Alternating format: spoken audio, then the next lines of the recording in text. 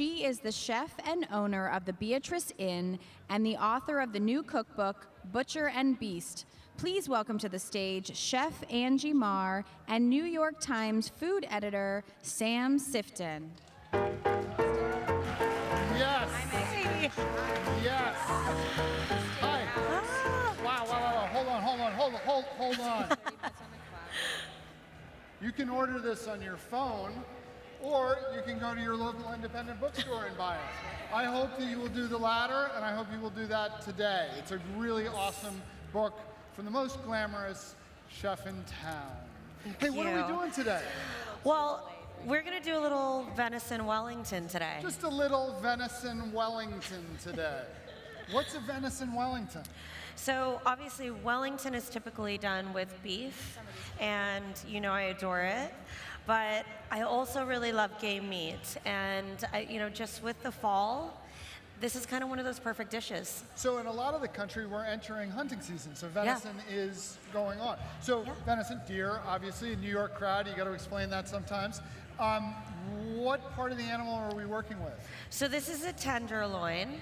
I dropped off a leg to you last season. Yeah, so there I am at the New York Times, right down the street, and the security guards call me and say there's a drop-off from the Beatrice Inn, and I go down to get it, and it's like a leg of venison, like with the foot sticking out. I wrapped it. Yeah, but you left the foot sticking out, which was, I needed a little shock value. Which was awesome. But now we've got the tenderloin, and what we're going to do, I guess, is put it into puff pastry. We are. There's a couple different things that we're going to do with this, but we're going to sear it, we're going to season it, and then we're going to wrap it with a little duxelle. And duxelle?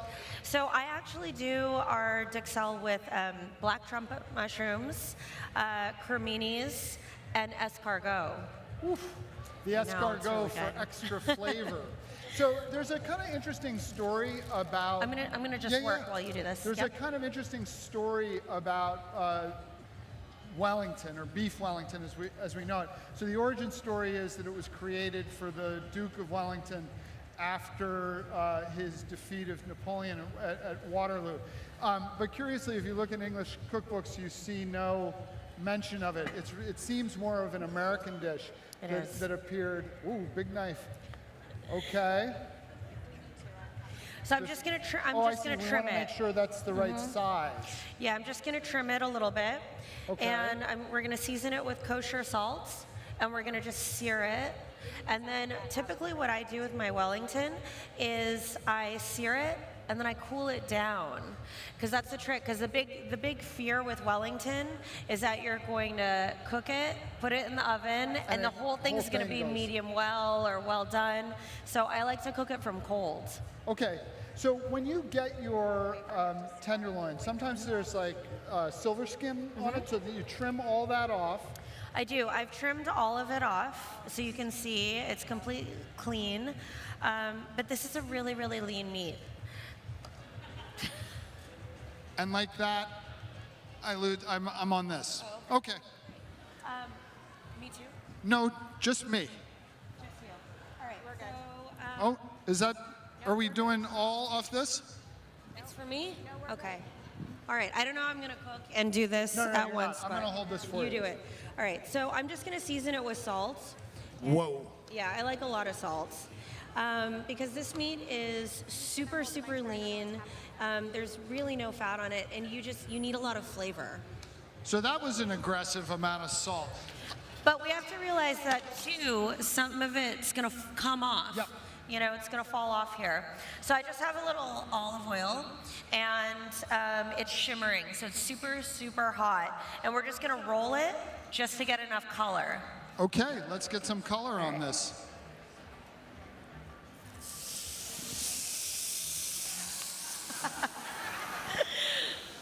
That's outstanding. I'm coming over here. Okay, so you're just letting a little color and crust get onto that number. Yeah, and what I actually really like with the Wellington is a jam. So I've got a blackcurrant jam working in here. Whoa. I can't amplify the smell. I'm trying. It's fantastic. Okay. So I actually like the contrast in temperature. So hot Wellington, cold jam. Awesome. Yeah. So I've got black currants reducing, and I'm just going to add a little bit of sugar. And we're going to let that boil, and then we're going to add lemon juice just so it acidulates. Yeah. Okay. All right.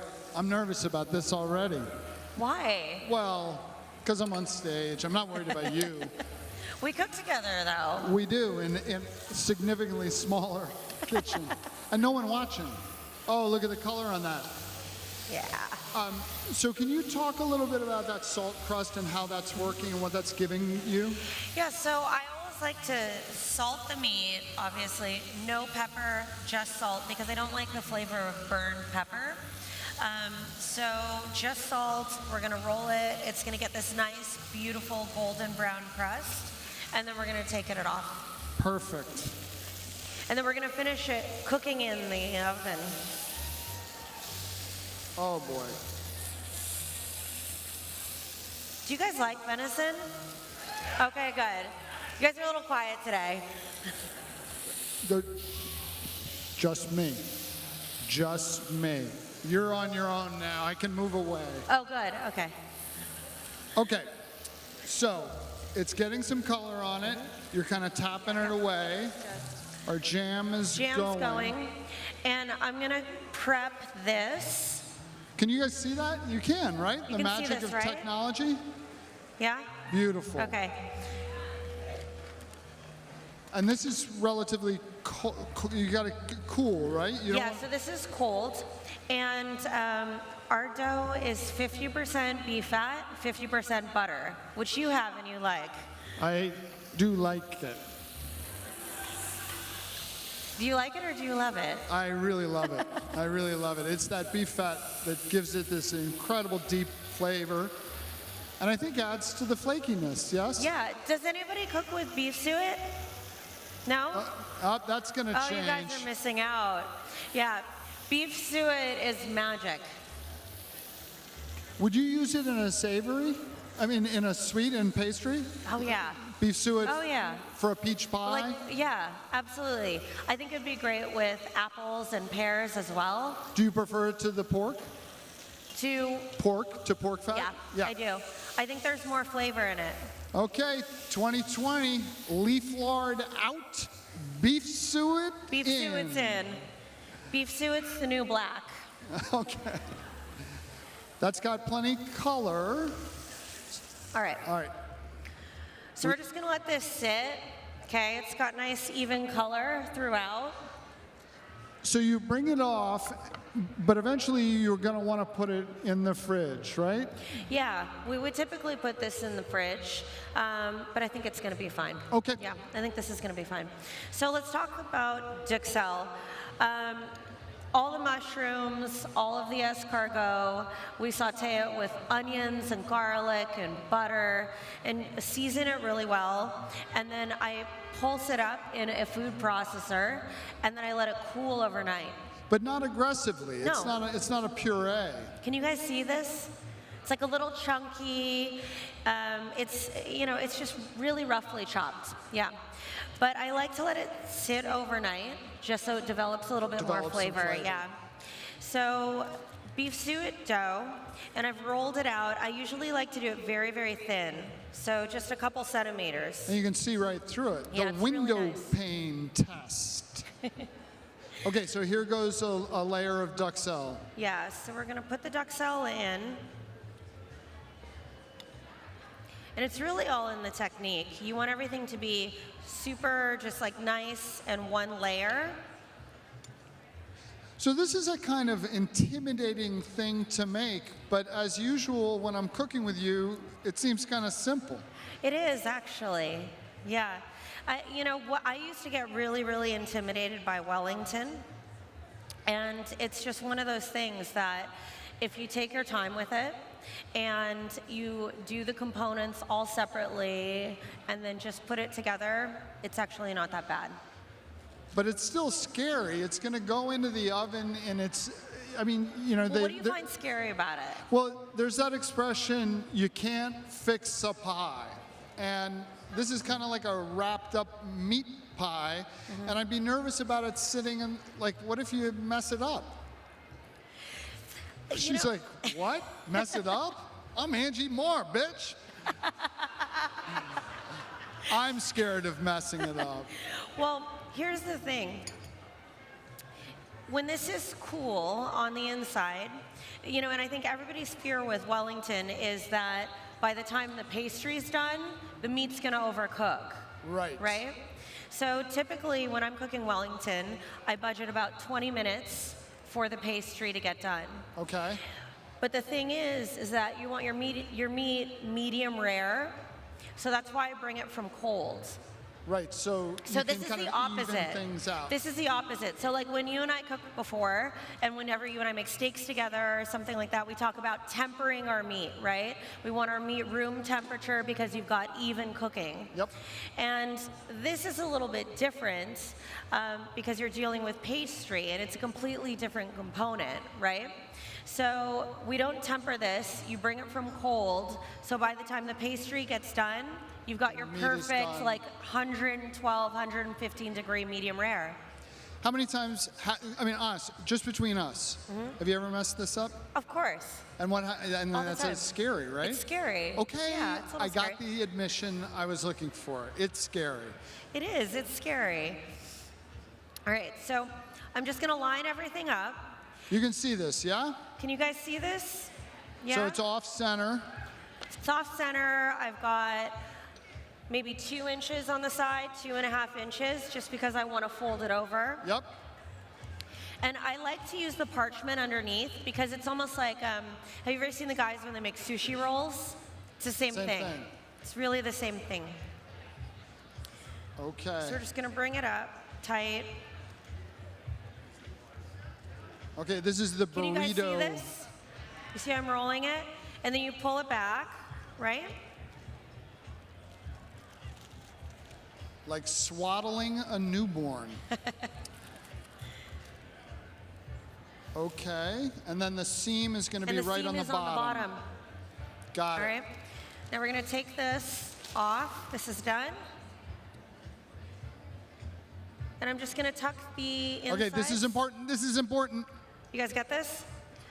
I don't know about you guys, but I love a crust, so I'm not gonna trim too much of this off. So that's about 1 inch, a little bit more. Yeah. And then now a neat hospital corner. Just gonna go right under. That's Nothing is too precious, you know, because we're gonna cut the ends off. We're gonna cut these into nice slices as well. now when you slice, when we're done, how thick do you go? That's a really good question. Yeah, that's a really good question. New York Times, So- folks. He's got all the questions, this one. I actually like maybe about 1 inch thick. Okay. Yeah, because it's, you know, you want to like a nice steak, right? Right. Okay. All All right. right, so everything is nice and tight.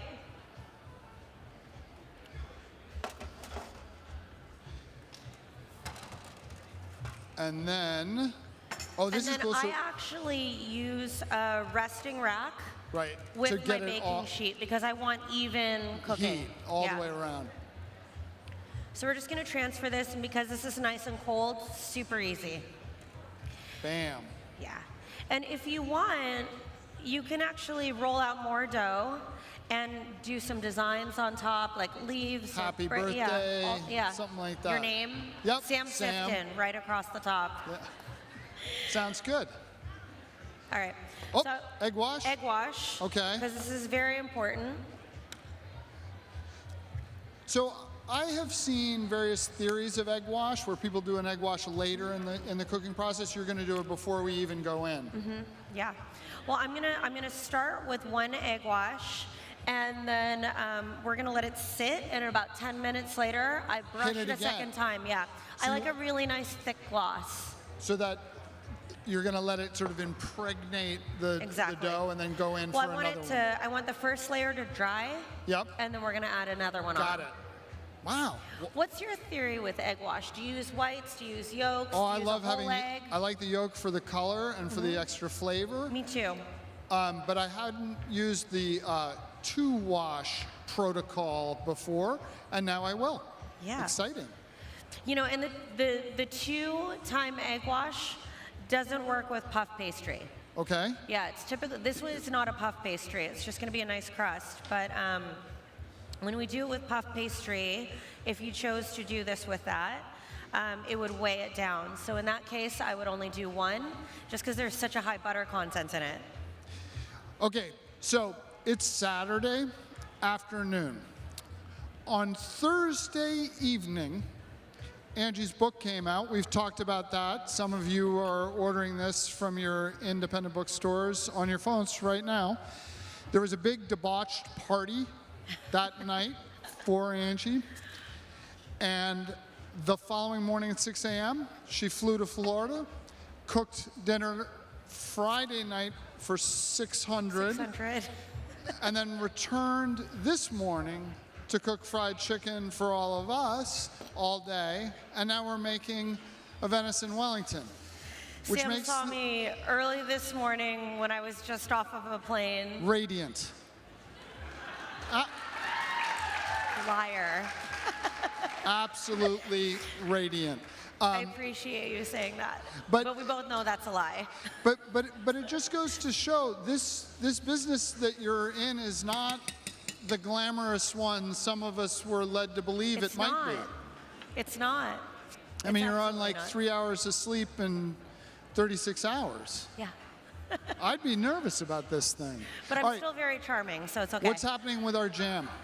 All right, so I'm just bringing this up to a boil, and I don't use any gelatin, nothing like that. I just prefer the natural pectin in the fruit. So what we're gonna do is we're gonna bring this up to a boil. What and- fruit are we using? Huh? What fruit are we using? Black currant. Black currant. Yeah. Okay, Which is I really, knew really that. rich with Has a pectin. lot of It's pectin. really nice. So can you see it? Is it boiling? Yeah, you see? Okay, so as it boils, we're gonna bring it up to 104 degrees Celsius, okay? What? Yeah, it's really hot. And we're doing that to activate the pectins, Yes, to activate and the then lemon you're going to juice. hit them with the lemon juice. Yeah, to activate the lemon juice. So it's boiling right now. And I'm just gonna squeeze a little bit of the lemon juice in here. And it's not for actual acid. You're not gonna be able to taste it when this is done. It's just to activate the pectin. Okay, so this is you're applying science rather than flavor. Yes. Okay, Exactly. I got it. So now that the lemon juice is in here, we're gonna boil it for another 3 minutes, and then I'm gonna pour it into a bowl and put it in the fridge, and and it'll we're gonna set leave it right up. alone. So Yeah. this is one of the things as we come into the Thanksgiving season, we're thinking a lot about pectins because of cranberry sauces and the like. And Yeah. we, at NYT Cooking, which I know you all subscribe to, yes? We talk a lot about, like a question we get a lot is, why is my cranberry sauce so loose? And the answer is, of course, you didn't cook it long You enough. didn't cook it long enough. Yeah. Yeah.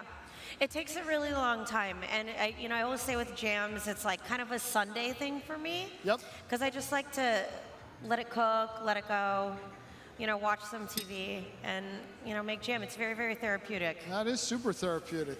And braise oxtails on Sunday, right? Yeah. Football, jam. Wow. That thing is really pop, pop, pop, Boiling, pop, right? And it goes up. Yeah. You get a lot of rise on that. You do not want to do that in a low-sided pot at all. No, you want a high-sided pot. You want to take its time so the juice is reduced as well. Great. Making jam's not a quick thing. So this is working out to our benefit because this is drying, or at least Yep. Do you want to actually becoming give thin. it one more egg wash? Me, chef? Yeah. I'll do it. I don't want to mess it up. What if I mess it up? Look, It's not even. I know. Thank you. See, that's what it's like. Okay. I'm going to really get it into So those we're good with crevices. this. And actually, do you want to pop that in that oven over there? Okie dokie. Watch. I'm going to put this down. I'm going to freestyle.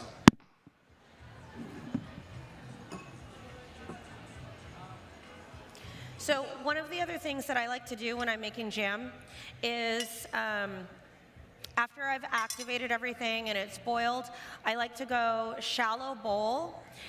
So it's got more exposure. Yeah, it's got more exposure. Because what it's also going to do is it's going to lock in the really bright color that we like. And we're just going to go straight in here. Into the fridge we go. It'd be tough to be a cook and a rapper. I'm just saying, from the point of view of this mic, it'd be tough to be a cook and a rapper. It would be. Okay, so that's setting So up. that's in. That's in the oven. Yep. And basically what we're going to end up with is this. Nice. I like to let the jam set for maybe about 3 hours minimum. Minimum. I mean, you could do it the day before. Honestly, day before is best. Yeah, because you're going to get the flavors blending, you're going to get all of that like really beautiful color. And I always, like I said, shallow bowl, super cold fridge, and everything is just going to kind of set and be really lovely. Nice. But this is what I'm talking about. See, you could cut it with a knife, right? Yeah. Yeah. That frankly looks like grape jelly. It does, yeah? Beautiful. Okay, so we're just gonna leave that. I just wanted you guys to see the texture. See that? Yeah, those big chunks. Exactly. To it. And like I said, you know, one of the best meals that I've actually ever had with Wellington is at Holborn Dining Room in London, and he just does an amazing Wellington. He does it with beef there, but what I love about it is that he does serve it with a jelly, and it's cold. So you've got this hot Wellington, you've got colds, so there are a bunch sweet, savory, there are a bunch all of the different things. theories of saucing Wellingtons, right? There's a Perigord truffle sauce. You could do a jus, a béarnaise, and the like. But we're going cold and sweet against the hot and savory. Yeah. Well, the other thing too is that, you know, we've got escargot and 2 different types of mushrooms in the duxelle. So you want a lot of that like really beautiful savory flavor, and it's got earthiness as well. So it's really nice to have a little bit of a sweet contrast. Yep. So through the magic of food non-television, we happen to have, would you look at that? Look at that. It moved from there to there. It's magic. Like that. It's a science oven from our sponsors. Cook really quickly. That thing is absolutely beautiful. Now, Ange, can you talk a little bit about what has happened here with your crust? Well, it magically has leaves on it now. So there's that. No, I always like to do a little bit of a design. And I mean, you've been to the Beatrice, you've seen our crazy pies, and you know, they're always very, very intricate with the dough work. Can you guys see this okay? Yeah? Perfect. Okay. So this is the whole thing, and we're actually gonna cut it. One of the really important things though is that, you know, whenever we talk about cooking meat, if it was a steak or a roast, we wanna temper the meats, and then we want to let it rest. Okay? And everybody always thinks, okay, yeah, if I've got time, I'll let it rest.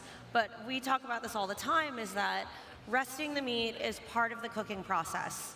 So my rule of thumb is always half the time that we cooked it, you let it rest. Okay, so we took this out of the fridge. We cooked it for 20 minutes at what temperature? 375. 375 for 20 minutes, and that brought the pastry to a perfect golden doneness. It also somehow, through magic, brought these leaves, and then we're going to let it sit for another 10 minutes. Sit for 10 minutes. So still, it's a half-hour meal. Yeah. So I don't know if you guys use this trick at all, but a lot of people always ask me, how do you tell the temperature? And you know, just as a chef, you know, in the kitchen, we don't talk in terms of temperatures of our meat, right? It's like 115 degrees for medium rare, 120, you know, all of that. But cake testers, this is how we get everything done very quickly in the kitchen. So this is just a regular cake tester. And what we'll do is we'll insert it, leave it for a couple seconds, and then just hold it to the bottom of our lip, or on top of the lip, or top of your lip, right or your here. wrist. If you have children, this is like making milk or something. Yeah, exactly. What sensation are you looking for? So I'm looking for a little bit above body temperature for medium rare, warm for medium, and if it's hot, I've overcooked it. Got it. Yeah. And hot is like owie. Like, yeah, if you burn yourself, you've overcooked it. Okay. All right, shall we cut into this? The reveal is about to happen. All right. Our magic camera is tracking us. All right, so this has been through, wow, so, all right, you're gonna use that knife to help bring it up? Yeah. How sturdy is that? It's pretty sturdy. See, look. Yeah. Yep. Whop, whop, whop. All right. I Sorry, like can I it. sneak All right, by so you? we're gonna do an inch thick. Oh, look, oh, this is so exciting. So- it really does smell good up here, folks. Everything is always done family style at my house, at my restaurant, and I that's just how I really like to cook and to eat. So we're just gonna put this out on a family style platter. Okay, now it's worth paying attention if you haven't already, because this final thing, this is a very special occasion type deal, and we want it to look beautiful, and she's gonna make it look beautiful, so let's watch. So usually just take the sides off, Holy cow! because you don't want the ends, right? Uh-huh. And I like to cut the entire thing, just because it's a little bit easier for us to transfer it back over to move the it. And plate. you're starting with the butt end of the knife and kind Yep. of going in a draw Yeah. and then forward. Exactly. So as not to crush the pastry, I'm assuming. And you know what you could do too is, if you want, you could use a serrated knife as well. Or like a red yeah, knife, and I yeah. never ever recommend that for meat, but for Wellington, just to keep the crust intact, it's a really great trick. But doesn't that leave a little bit of serration on the meat if you're not careful? No, it's okay. if you do it like in one nice slice, Oh, okay. you should be I like okay. that But move. otherwise, Watch that. just a sharp knife, you're good. All right, and a I'm a little serving is nervous going to to be like show you one of guys. these, 2, 4, 6, 7. See, you're a little nervous. That's little good. nervous. I get nervous when I do it too. Do you like what it looks like in there? I do. Look at this. Yeah, Wow. it's beautiful now. Oh, And then we'll there's just fan this whole thing out. It's so beautiful.